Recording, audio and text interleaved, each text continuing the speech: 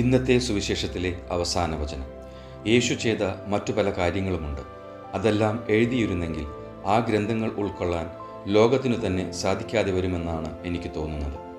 ഈ വചനം യേശുവിൻ്റെ വ്യക്തിത്വത്തിൻ്റെ അതിരുകളില്ലാത്ത ആഴത്തെ എടുത്തു കാണിക്കുന്നു.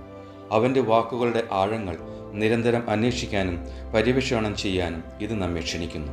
കണ്ടെത്താനും പഠിക്കാനും എപ്പോഴും കൂടുതൽ ഉണ്ടെന്നറിഞ്ഞുകൊണ്ട് മറ്റുള്ളവരുമായി നമ്മൾ എത്രമാത്രം ആശയവിനിമയം നടത്തുകയോ സഹാനുഭൂതി പ്രകടിപ്പിക്കുകയോ ചെയ്താലും മനുഷ്യൻ്റെ സ്വഭാവം മനസ്സിലാക്കുന്നത് വളരെ സങ്കീർണമാണെന്ന് നമ്മെ ഓർമ്മിപ്പിക്കുന്നു. എൻ്റെ നല്ല ഈശോയെ, നമ്മുടെ കാഴ്ചപ്പാടുകൾ, അനുഭവങ്ങൾ, മനുഷ്യ സ്വഭാവത്തിൻ്റെ സങ്കീർണതകൾ എന്നിവയാൽ പരസ്പരം മനസ്സിലാക്കുന്നത് പരിമിതമാണെന്ന് മനസ്സിലാക്കാൻ എന്നെ സഹായിക്കണമേ.